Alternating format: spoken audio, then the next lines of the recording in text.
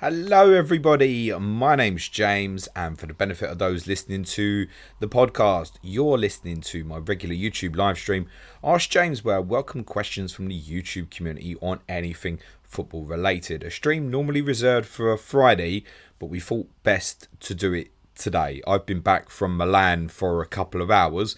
Had I been delayed, I wouldn't be back this early. So we thought rather than do the Sky podcast we normally do on a Wednesday, if I had any delays, there was a chance we wouldn't be able to do it ahead of tonight's game. So there was a fallback scenario where maybe I would have streamed for you after the game tonight. But I'm here and available to stream now ahead of tonight's big clash between Arsenal and Manchester City. So let's get straight into the questions. I'm going to cover these for about 45 minutes or so.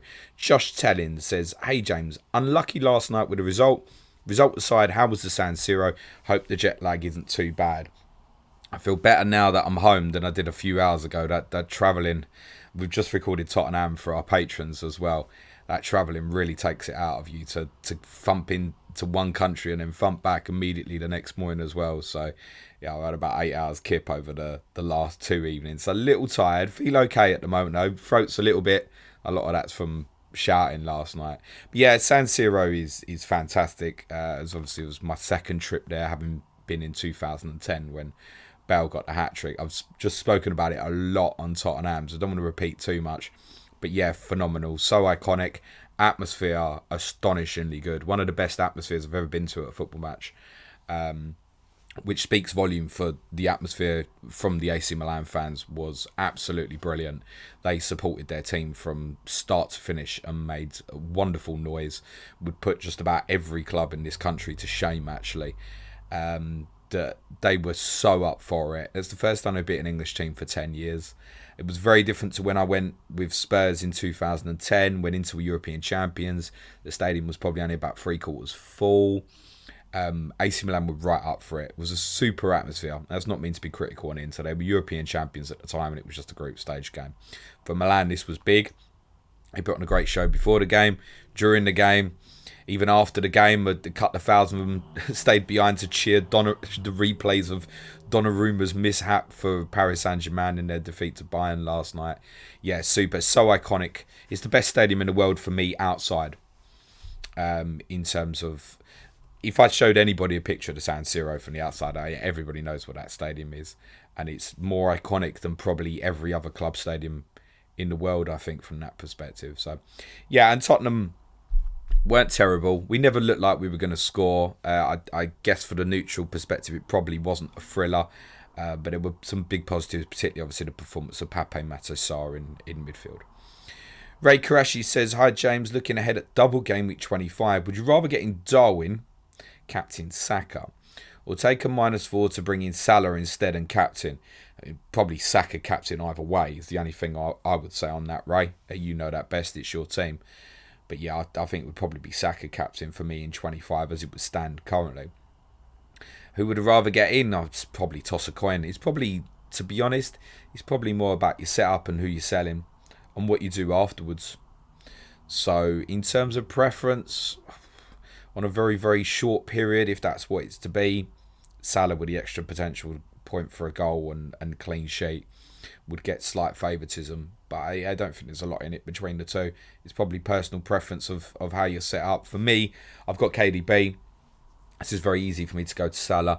If I wasn't in that position and I was sitting there with a forward, say Mitrovic's price, I'd probably be looking to manipulate it more to go Nunes. I don't think there's a lot between the two. Ethan says, similar questions above. Who do you think is a better punt for 25? Darwin Nunes or Trent? Got a good bench, so team will look good either way. You got a good bench in 25. How you managing that with the 14s blanking? You're in a strong position there, Ethan, to have that situation for you. Palace and Wolves are potentially two good fixtures for a defensive asset, but I would still rather get the offensive Liverpool at the moment. 1 assist for Trent this season, although, as I tweeted on Monday night, I think that's disgraceful that he didn't get the assist the other night.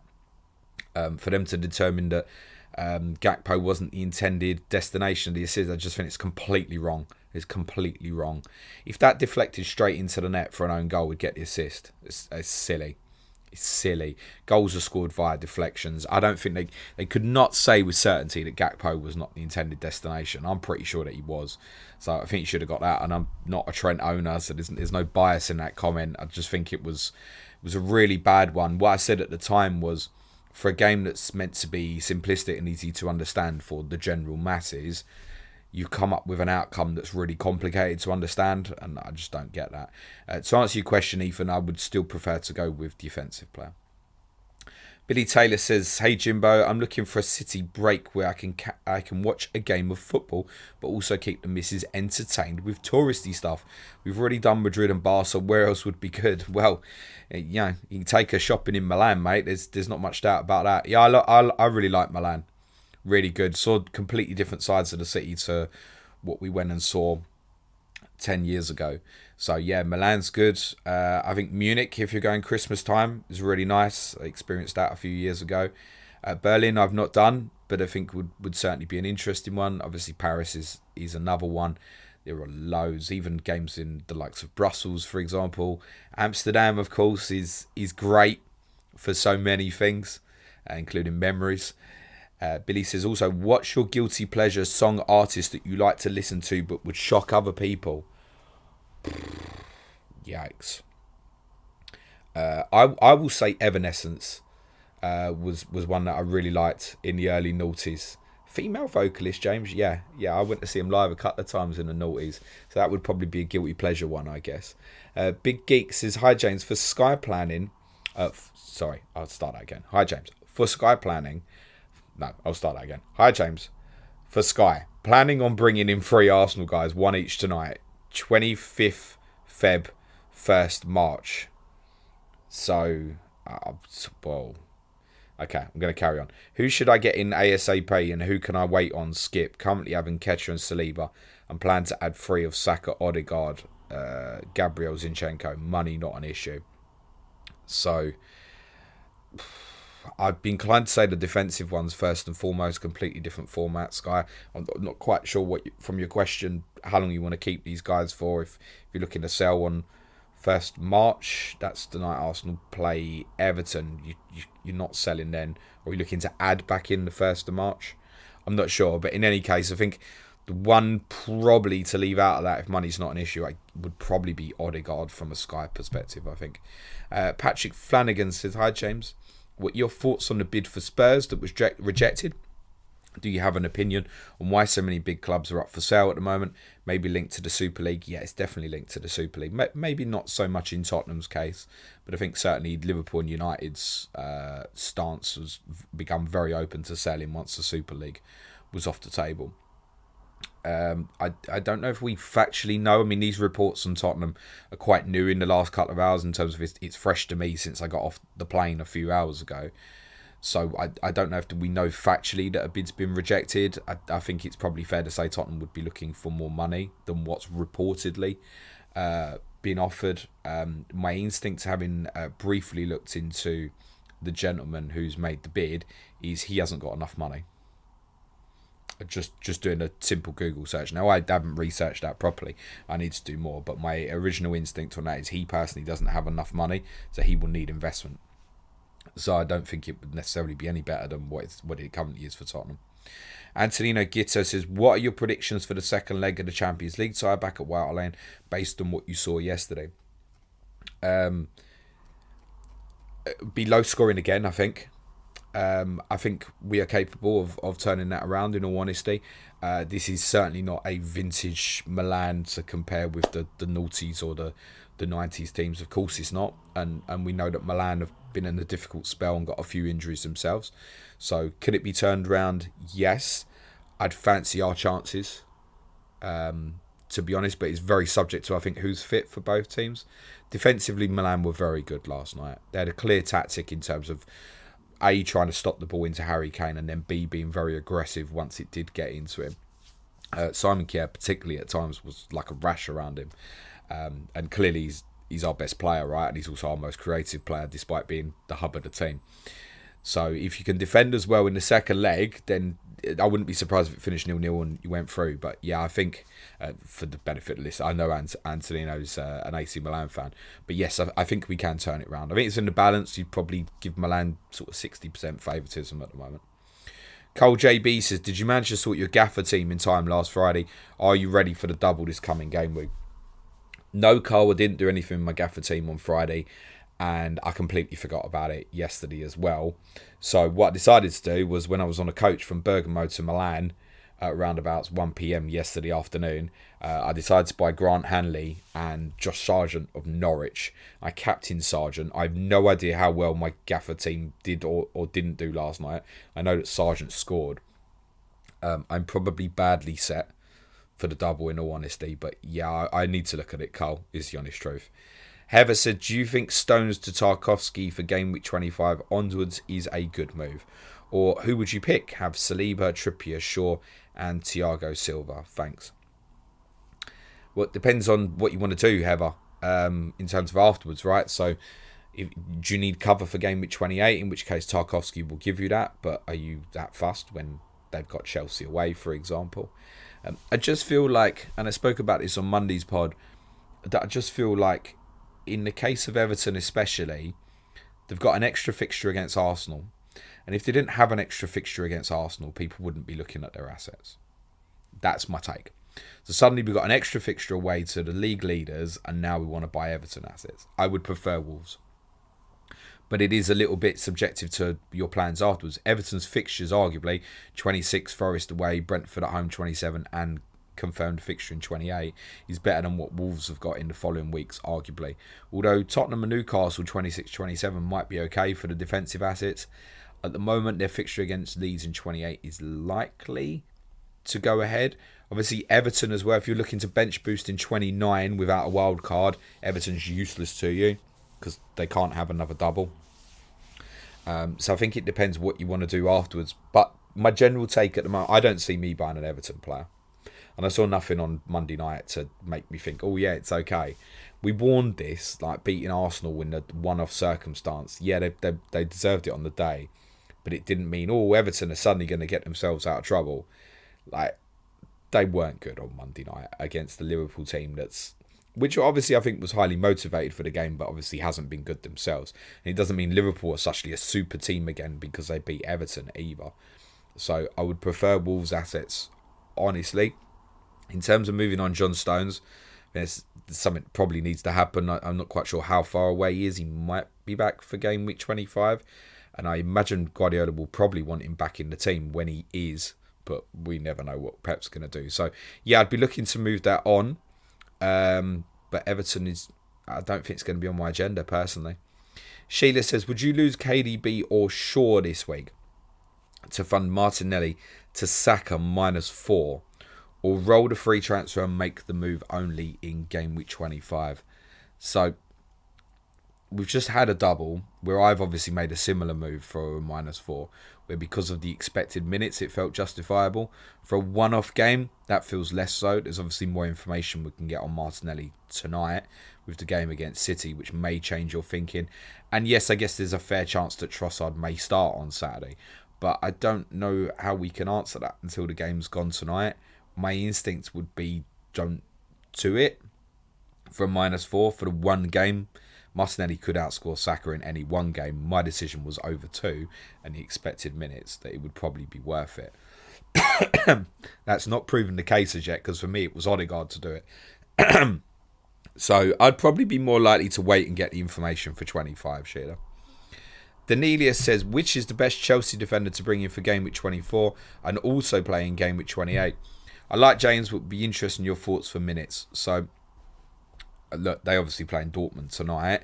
If he plays 90 minutes, I think because of his historical record, you would have to say it's very doubtful to start against Southampton. However, he's probably still the best one to go to. But this weekend is probably not great timing for it. Badia Shill's obviously done well since the 4 games that he's played. Chelsea conceded 1 goal. But I repeat what I said on Monday's pod. I'd be a little bit concerned about Wesley Fofana's really close to fitness, and we don't quite yet know what the impact of that's likely to be. If Badia Shill will be first choice, remember this is a player that's been left out of the Champions League squad. I think that narrative can be spun either way. I would say with the spacing of the fixtures, there's every case to say Thiago Silva might be the one, but it's another one. He'll almost definitely play 90 minutes tonight. Could they look at Southampton and rest him? Again, I think you need the information from tonight. If I had to go in without the information for what happens tonight for the weekend, I'd go for Reece James. I'd go for it. Certainly, what I would say is 28 is probably the most important one to you with Everton at home. And obviously, they've got the midweek free before that. Stavros says, hello, James, and greetings from Cyprus. Hello. My plan is to do KDB to Salah in 25. As I'm trying to catch up in the mini leagues, I'm thinking to do Kane to Nunes. What are your thoughts about such a move? Well, I think I would potentially want Harry back quite quickly for the couple of games afterwards, especially obviously if the Southampton fixture did go ahead in 28, which is currently unlikely. But then if it doesn't, it's highly likely Tottenham will double in 29. So again, depends on what your idea is for strategy. But on the face of it, for that particular 1 week, yeah, I'd be interested. The only thing with Nunes, excuse me, which is a little bit more of an issue, is obviously Jota's back fit, and Firmino was on the bench the other night as well. So I don't think you could be assured of 2 Nunes games. Salah, I think is the same for 25. I just look at it logically and think they've got Newcastle this Saturday. They've got Real Madrid next midweek. They've got Palace at the weekend. Then they've got Wolves midweek. Then they've got United at the weekend. So that's not to say Salah can't start all 5 of those games. But if there's one that he isn't going to start, he's probably Wolves or Palace, isn't it? And to help get Jota and Firmino some minutes back. So, and then to go back to Ray's question earlier, that's why I'd prefer Saka over Salah for captaincy as well. We can almost be certain that Saka will play twice. I'm not that confident of it with Salah. It's an obvious one for me. I think, again, it's a see what you've got over the next couple of weeks, but I wouldn't be massively keen on changing it, to be honest. Ishan Gosh says, hi James, hope you enjoyed Milan. Quick FPL question. Money no object. Should you get Dawson over Kilman this game week? Similarly, would you get Cody over Tarkovsky this game week? Many thanks. No, I think Tarkovsky over Cody. I think for the saving, yes. If money's no object, yeah, we'd prefer Dawson to Kilman. But what isn't money no object now might be in a little bit. We can only think from what we've seen so far that Dawson's got comfortable favouritism over Collins now. I'd just be a little bit conscious that Kilman's the natural left-footed and almost certainly does continue to play that position. So, but in terms of if you're expected threat in terms of a big haul, yeah, Dawson should win. Rob Westerway says, based on your experiences with Spurs' new stadium, do you think Manchester United will be better off with a new build or repaired, improved stadium? Similar question about the San Siro after your visit this week. So, the idea with the San Siro, my understanding, was to knock it down after the Winter Olympics in 2026. But there's quite a number of people, it looks like, in Italy potentially putting some opposition up against that. And I think it's because of what I already alluded to, is it's so iconic. You stand outside that stadium and it's just such a feature across worldwide football that everybody would know that is the San Siro. And that's going to be difficult to replicate for a new stadium, and potentially difficult to replicate the incredible atmosphere that I experienced last night as well. Manchester United and a new build, one of the big problems United have with the current Old Trafford is there's not enough corporate space. And look, most traditional fans like me would prefer less corporate space, but reality is Manchester United need it and will comfortably always sell it. So you've obviously got the problem with the near side where the camera is. Obviously you've got the train tracks behind. Can they build above it? And even so, where's the entry to the stadium? I still think Old Trafford is another one that has great character outside. I went in October and walked through the Munich tunnel area on that side of the ground for the first time, and you can feel the history of Manchester United. These things are quite difficult to replicate in new places. Like Tottenham, as much as people praise the stadium, even I can put hand on heart and say currently it's missing character outside the stadium. You know, where's the statue of Bill Nicholson, for example? These sort of things are a must, I think, to give Tottenham its feel of history with the new stadium. It should be a priority for the football club to get that sorted. In Manchester United's case, they've obviously got plenty of statues outside. Sure, you can move them. or refurbished them. I think it might be a case that for what United will obviously want to continue to be, that it might need brand new rebuild.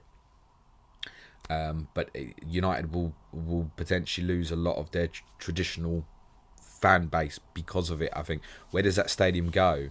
What do? Can you just knock it down and start again? Or can you pull down one tier at a time and move it? Could they take down the Sir Alex Ferguson stand, which is the biggest one of all, and move the pitch so then they can make the other side bigger? I don't know how you do those sort of things while continuing to play football. So I think it's an awkward one for United. A little bit like there's awkwardness for Chelsea and Stamford Bridge, but it's probably not an easy fix and a quick solution for it. Ross Johnson says, hi James, 2 questions for you. Felix is looking tasty. Meow. What are your thoughts on him? Also, what has Phil Foden done to not start so many games? Pep loves him, or did. Keep smashing it, pal. Phil Foden, I don't think any of us have got a logical answer. I'd be bullshitting you if I told you why. Not long after the hat-trick in the Manchester derby, he seemed to quietly disappear out the team. I don't have a logical explanation for you. Because Johnny Pringle told us on Clash of Correspondence last week, he should be in the team. On Felix, spoke about him on Monday's pod, that he'd probably be the preferred Chelsea offensive asset to go to at the moment, if it's logical for people. I think it would have to be one that fits into structure. And you look at things like Tony's potential double at the moment, it's possibly quite difficult to fit in. But yeah, he's looked lively, and I'm impressed with the fact, obviously, it's been 2 away games as well. Home game against Southampton at the weekend. He's a good player. There's never been in doubt. And the price tag's obviously been carried around with him at Atletico Madrid. But yeah, looks a good player. Certainly one we should have our eye on. Asil Salem says, hi James, who do you think Southampton should appoint as their new manager? Jesse Marsh, so we could see them win at Ellen Road in game week 25 and laugh as neutrals. It's nothing against Leeds, just think it'd be funny. Yeah, look, I don't think that would be a terrible appointment at all, personally. I really don't. I think Southampton's strength over the last, I guess going back to when Pochettino was their manager, has been high energy teams. And I think Jesse Marsh can bring that to them and give them half a chance. He's obviously, whoever comes in is going to find it very, very difficult to keep that squad of players up. Clearly, he's on its knees at the moment. But I think Marsh would be a decent appointment, actually. That's realistic. I'm the dude. Should I go Kelechi? His goal against you guys oozed confidence. Just a note. I saw just before I went on stream that James Maddison's potentially gone for a scan on stuff that's restricting him from training at the moment. We don't know if it's still related to these knee problems that he had before and during the World Cup as well. So I'd just be a little bit cautious of that. He is the biggest creator-in-chief in that team. But Iheanacho scores goals regardless. I don't mind it. I said this on Monday's podcast that it might be one that works out for Suj, and I really, really don't mind it despite those next 2 fixtures. Again, it's one probably for me where it just doesn't fit around structure, I don't think. If they lose to Blackburn in the Cup, it would potentially become very interesting very quickly for me. I think if they played 28 and with the possibility for a double in 29 as well, if I was to carry through and not use any chips over that period, which I'm not saying is what I'm going to do at all. I don't know what I'm going to do yet. But yeah, he's right on radar. Jim Pro 100 says, do you think the Premier League will ever see a Netflix-style broadcasting package? It feels like an inevitability that we should already be at this point, with the cost that domestic fans have to pay for Sky, BT, Amazon. It feels like it's the next step. I mean, if you haven't got Amazon in this country, you ain't watching the game tonight. But you can watch it anywhere else in the world, basically. So I think that's coming, and I think there will be big bids from the likes of a Netflix, a Disney, perhaps even a Facebook's been mentioned in the past. That I feel like that one's gone a little bit quieter. But yeah, that feels a natural step for where the Premier League goes next from a broadcasting perspective. The anger is growing on the lack of availability of games. I think we saw that a lot last week with the United Leeds game not being televised. But to be fair, that wasn't an original pick. But the idea that we don't have access to these games and everybody else does around the world, you'll know, it angers me a lot. Asil says, if Felix performed well for the rest of the season, can Chelsea find a deal with Atletico to sign him permanently in the summer? Sounds like it might depend on the future of Diego Simeone. Have Chelsea got any money left to spend in the summer? Like, we don't know. They're obviously getting Nkunku in the summer as well. So I'd say maybe unlikely, but I wouldn't rule anything out with Chelsea. Fancy Connection says, good afternoon, sir. I trust you and your family are well. Milan, jet lagged or done the Dennis Berg camp? Yeah, it's... Please don't feel sorry for me. I'm very blessed to have gone last night, but it does take you out of you. I've not slept a huge amount in the last couple of days. I was out of the house at 6 o'clock yesterday morning, and then it was equivalent of 5 a.m. alarm to get back on the coach to go back to the airport in Bergamo this morning, and that was getting back from the game at 1 o'clock local time last night. We got back to the hotel, so yeah, bit short on sleep, but feel okay at the moment. Feel okay. Who's next? Greenback Soccer says chip strategy question. So look, wildcard 27, free hit 28, bench boost 29 is going to be more popular in the next couple of weeks, and I think that's going to be a little bit subject to the cup results, the draw, because I think game week 32 and how that may look is a potential influence. And as I've said several times, I can't make a decision till that comes around. My instinct right now is possibly to try and manage 27, 28 and 29 without the usage of chips. That's my current thinking, but I'm very, very aware that could change. And I've said this several times on several different podcasts recently, that I'm not wed to a strategy yet. I'm very open to the idea of doing that exact scenario. I'm very open to the idea of wildcarding in game week 29, free hitting in game week 29. Very open. And I don't think I can make the decision till after those cup games, is the honest truth. And what's right for me as well isn't necessarily right for everybody else. Because if I wait till after those FA Cup 5th round games, which feels like the logical thing to do once I can see the full layout, have a really good understanding of what 29 will look like, which I feel like I already have a good understanding of it, but let's say a better understanding. And certainly a better understanding of 32, 34. Then I can weigh out where my biggest problem areas. Break it into two. The period of 27, 28, 29 is problematic, but also 32 and 34 is problematic. So somewhere across there's going to be a struggle. And it's again, do you want to be aggressive with something to use a free hit in a double game week, or do you want to cover up the biggest problem, for example? And for everybody, that's going to be a little bit different. So there's going to be several different ways to play it. We'll look at it again once those FA Cup 5th round games are done. My instinct is, at the moment, I would like to try and run through this period of 27 to 29 without using anything. That's my current thought process, but honestly could completely change, where I literally go, yep, okay, wildcard, free hit, bench boost. It might be that's the right decision for me. So there is not, one of the questions we had recently was, what's the optimal strategy? There isn't one. Is what's optimal for you, maybe, because we haven't all got the same team. So how do you feel about getting doublers in for 27? How are you set for this particular blank with 25? I feel like the realistic solution now 23 is gone is, let's get ourselves into position for 25. And really the main focus for most is Liverpool. And that's my intention. I know I'm almost definitely, as long as he's fit, I'm going to go KDB to Salah in 25. Current thought process is to roll this week. Now, that might now me another Liverpool player in 25 possibly. It might be I take a -4 for free, for example. Or it might be I just go Mo Salah and roll the other one. And if I then decide to wildcard in 27, then I've got 2 free transfers that I've got to use in 26. And to be honest, for a 1 week hit, I'll probably gamble on 2 Chelsea players at home to Leeds. But I'm open to varying different ideas currently. And I think we all should be. Ayman says, hi James, any Italian sausage rolls? No, there wasn't, no. I had a massive pizza, which my advanced tier patrons will see shortly on the Way Days video, which is long. It's well over 20 minutes that we'll have up on Patreon for you shortly. Ayman says, do you think Dawson is a safe pick, or is Collins a threat to his minutes? Looking at doing Botman to Dawson this week. I think you'll be okay. And that seems to be the word from most of the Wolves guys at the moment who've got more knowledge than me.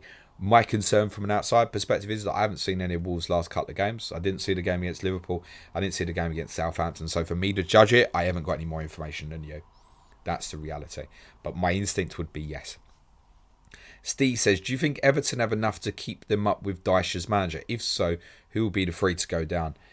Yeah, I mean, look, can they? Of course they can stay up. Of course they can. And the appointment of Sean Dyche has given them the best chance of doing that. Reality is, they are going to struggle to score goals. They will need to win games of football. The game against Leeds is obviously massive at the weekend. If you ask me to pin it right now, I'd say Southampton, Bournemouth, Everton go down. But it probably depends quite a bit on Leeds' new appointment and how quickly it settles in. I mean, surely they're going to get someone in by the weekend, are they, for that massive game? What's the plan? What was the plan behind sacking Jesse Marsch? Should they have not just left him for this period and then done something after the Everton-Southampton games? I don't know. It seems like last week they had something in mind and it got turned down, and now they seem to be struggling for a potential appointment. And Southampton might nick their previous manager. But I think Leeds have got the firepower. But these next couple of games are big for them. It's a huge game at the weekend. And look, who wins won't define what happens. There's way too long to go in the season. But it's obviously a very big game. My concern for Everton is scoring goals. Really is. And that's why currently I still think they'll go down. Sean Dyche was the one signing they had to make in January, and they made it. But they had to get a forward in. We've seen it again this week. You can't rely on Calvert-Lewin to stay fit, and therefore they're weak offensively, and that has to be a big concern. Chris Briggs says, hello James, love the content as always, thinking of removing Wilson for either Felix or Iheanacho. Personally, because of the fixtures and the knowledge that he's got the fixture in 28 currently, the slight preference would be for Felix. I think timing-wise, we're going straight into Southampton at home, whereas Iheanacho has got United away. And as I said earlier, I wouldn't be hugely put off by those Iheanacho fixtures against United and Arsenal. But I think timing-wise, you're going this week. If it was me, I'd be going Felix, I think. Greg Frost says, if you have used your wild card already, which game week has the greatest upside for free hit? Again, a little bit dependent on your squad, right? So if you've only got 2 players that's playing in game week 28, your upside personally from free hitting in that week's massive, isn't it? If you free hit in 29, could be the biggest double and you attack it aggressively. But remember, other people have been using that for bench boost and stuff. I think it might be that it's 32.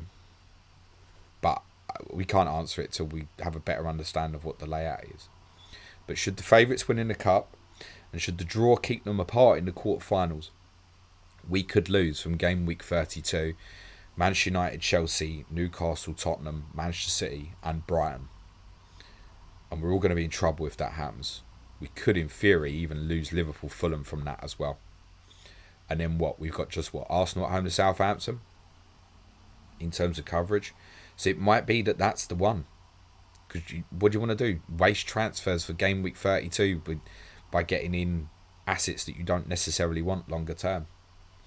So again, that's a perfect example of I need the information. It's that particularly, I think, 32. I need the information to understand if that's going to be a bigger problem for me than what's about to come up in the next 4 game weeks or so.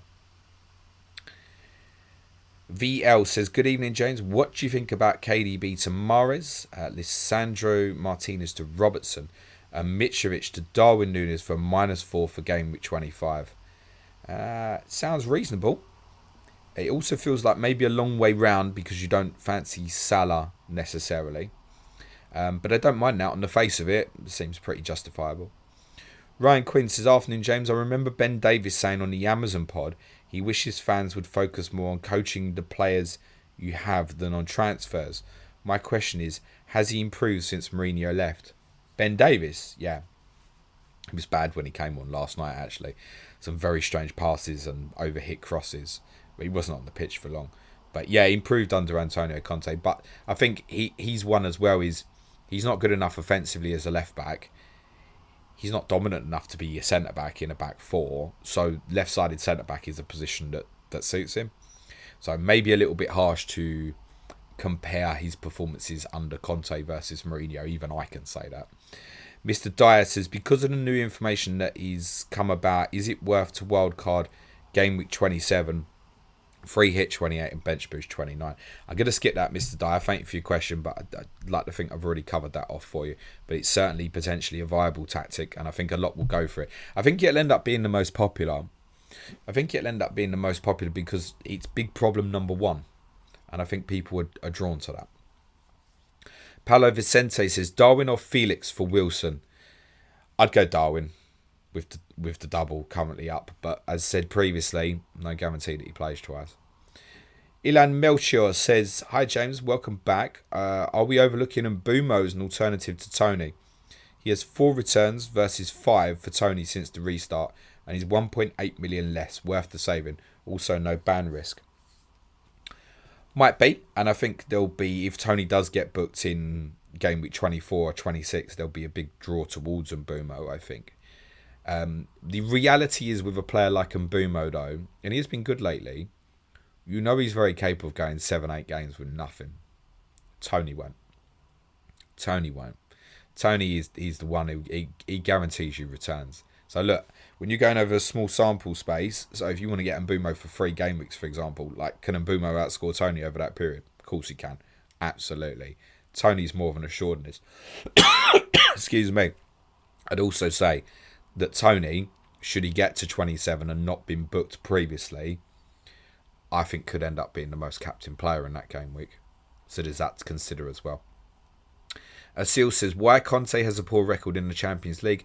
Can't believe an elite manager like him never played in the semi-finals as a manager. So it's been well documented that historically his team struggle with 3 games a week because of the intensity.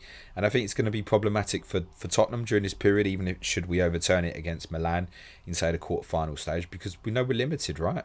Bissouma's going to be out, presumably, till at least after the quarter-finals. Bentancur's obviously out to the rest of the season. So you got Højbjerg and 2 very young players in Sarr and Skip, who both, acquitted themselves very well last night, but it's light in terms of depth in that area, and you need to turn it. Also, despite the fact he regularly screams for, I need bigger squad, I need bigger players, he still has his core that he trusts. Still has it, and doesn't use his squad enough. So that's why. JP says, it's been so long with Jota's injury. What is the strongest lineup for Klopp in your opinion? Oh, that's a good question. I still think it would have Luis Diaz in it personally. There's a case to say once the forwards are back fit, the movement for Liverpool may be 4-2-3-1 to take some of the burden off the midfield. That probably means putting the brakes on a little bit for the 2 fullbacks potentially, but keeping the 2 midfielders narrower and closer to each other rather than a 3 that's spread over longer distances might be something that suits. So in all honesty, I can see it becoming a 4-2-3-1 possibly for Liverpool towards the end of this season. I think best on paper would be Firmino behind Núñez, Diaz left and Salah right, personally. But Jota being back is very, very good news for Liverpool. Karutsi says, hey James, who do you think is going to start on the weekend between Emerson and Porro? Got Porro in, terrible idea obviously, but took the punt. But if he's not likely to start, I'd move him to James. It's actually, and Emerson was really good again last night, but it's not coincidental that Emerson's been really good lately against Manchester City and AC Milan, when his big focus is defensive stuff. I think Sunday's a good fixture to bring Porro in. But if you're asking me, I would say Conte will probably play Emerson for this one. We'll see. I wasn't expecting Porro to play at Leicester after Emerson's performance against Man City. So, but what I would say is, look, if it's not a problem this week, it may well be the week after in 25, because I think against Mudryk, there's every chance he'll want Emerson to play against him. So if not a problem this week, it probably is the week after, for example. That would be my take so far. But, I've seen Porro once. I can't share a huge amount of information with you. I would probably say move it on. Alistair Coper says, hey mate, would you do KDB to Saka this week or wait till 25? Also, you reckon Trent or Darwin Núñez is better for 25 and beyond? Well, I think that just falls down, Alistair, quite simply. After the game tonight, do you think KDB starts on Saturday? And if you do, then I think you leave it be. If you don't, you make the move. FPL Popo says, can I play Bueno for Trippier this week? Wouldn't do that. Newcastle home to Liverpool, the way they've been defending set pieces recently. Even look at Tarkowski's header that hit the post the other night. Trippier deliveries, I wouldn't be doing that. I might start Bueno myself this weekend. No, he's probably in competition mainly with Nonso away to Everton. I'm very tempted to go Bueno. Very tempted. I'm going to give it some thought, and I can't say I have much, to be honest. FPL Andy says, afternoon, James. Thoughts on FPL adding XG stats to the official site? Have they done that? Or should they do that? If something's happened, then I've potentially missed that. So, sorry, I've kind of been out the loop for a lot of the last 24 hours or so. But thoughts on them adding it, like as in should they, I'd probably say no, to be honest, would be my... If they have, great. It's not a bad thing. MR says, afternoon, James. Free hit game week 27. Question, I haven't seen any talk about it.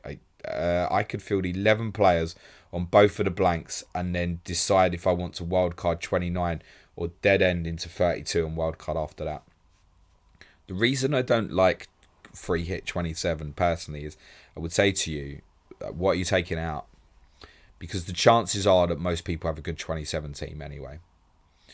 So let's go through these fixtures briefly. Arsenal are at Fulham, Manchester City at Crystal Palace, and they're probably the hardest two. Tottenham are at home to Nottingham Forest, Manchester United are at home to Southampton, Liverpool away to Bournemouth, Newcastle are at home to Wolves. Even Chelsea away to Leicester is not bad from the top sides. So, we should probably put Brighton and Brentford in that at the moment, in fairness. Fulham at home to Arsenal, obviously very tough. But probably players at the price point that's benchable, or if you have Mitrovic, you'll probably sell him anyway. So if you free hit 27, how many doublers you actually go for? You want to take out the likes of Kane, Haaland, Rashford, Trippier with those fixtures? What's to say that the likes of Ben Mee is definitely going to outscore, I don't know, Luke Shaw, for example, in that week, just hypothetically. So that's what I'd say. Draft it. That's the best advice I can give you, is draft it. What actually would you do on a free hit 27? And look at it in comparison to who you'd be taking out from your single game week players. Because I just think naturally most of us are going to land with a good team for game week 27. So that's why you're probably not hearing a lot about it. Rob Westerway says, have you heard the latest Linkin Park song, Lost? Sounds like a band you would have liked back in the day. Very emotional hearing a posthumous Chester song. No, I don't think I have. I have also seen Linkin Park live as well. Was a big fan back in the day. Luke Stevenson says, hi James, would you start Mitrovic or Botman this week? Would prefer to start Bueno, but unsure whether he'll start. Yeah, I'd play Mitrovic. Personally. I'd play him. Neil Kager says, come on folks, if you can take the time to ask a question to help you out, have the decency, take a second and hit the like. And for the benefit of those listening on the audio, reviews, very, very welcome. We never shout enough for wanting reviews, but they would be very, very welcomed. Right, I'm going to cover next 5 minutes, and whatever I'm done with at 5 minutes, I'm going to have to call it quits there, because I need to get the young boy from nursery. James Bailey says, hi James, what are your Sky plans tonight? I don't know, James. I'm not bullshitting. James is saying, planning on losing Share and Trippier tonight. That seems logical. Looks like City Arsenal both have 5 for 2 over them. Zinchenko and Aki/Akanji. Current thoughts? I wouldn't go for Aki or Akanji at this stage, personally. Zinchenko, fine. And if you're not sure, just leave Trips in. I might not do anything. The honest truth is, James, I ain't give it any thought since I bought Nunez on Monday night. I might just move Nunez on again. I'm probably going to keep Rashford, Trippier because I don't have the transfer count as many others do. And I'd rather leave those guys in because I know they're captainable for me coming up. For example, at the moment, I'll probably captain Rashford on Sunday rather than Kane.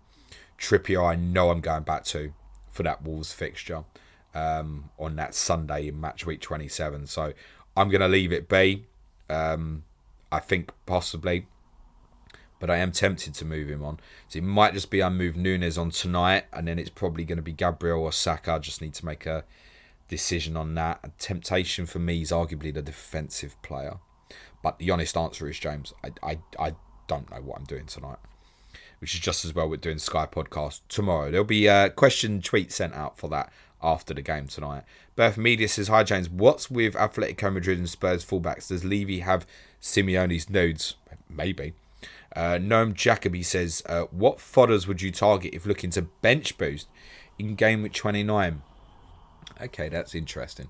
So we need to factor in who might, and reality is the best ones maybe are the Brentford Brighton guys who obviously double 27, and it's something that adds to the appeal of the free hit 28.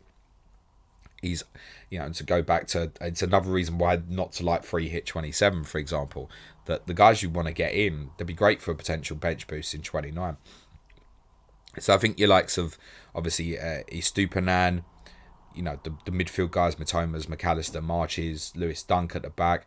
Joel Veltman is a cheeky one, but I don't think it's kind of locked in to stay in the team. Brentford, you've got the likes of Rico Henry's a really good alternative to Ben Mee. We've obviously spoken about Mbumo. But in terms of really, really cheap ones, it's really difficult to say, actually.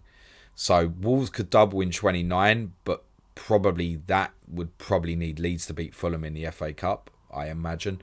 Leicester could be one. The likes of Wout Faes is only 4.2. Obviously, you've got Danny Ward. That's if their fixture with Villa went into 29. But he's actually probably going to be usual suspects. Is the honest truth, unless there are some surprises in the FA Cup. FPL Yellow Army says, who would you start between Kepa and Edison this week?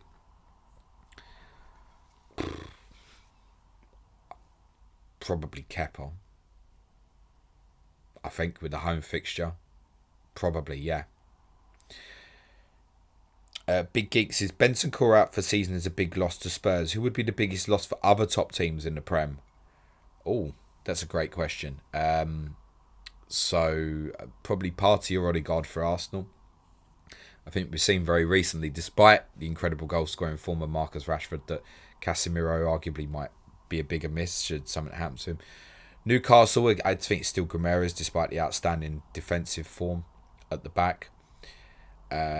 City, Rodri, arguably, yeah. That might surprise people, but that would be my instinct on that. Liverpool, are we classing them at the moment? The goalkeeper. Chelsea, possibly already Enzo Fernandez, maybe, actually, at this stage. It's one area where they don't have huge depth at the moment, so maybe even Enzo Fernandez. Good question. Michael Scott says, if KDB plays full 90 tonight, worth making a move to Salah a week early, albeit away to Newcastle. With KDB possible rotation risk versus Forest pre-Champions League game, who was carrying 2 transfers better. We overthink this with rotation, I think. So it's not just the minutes tonight.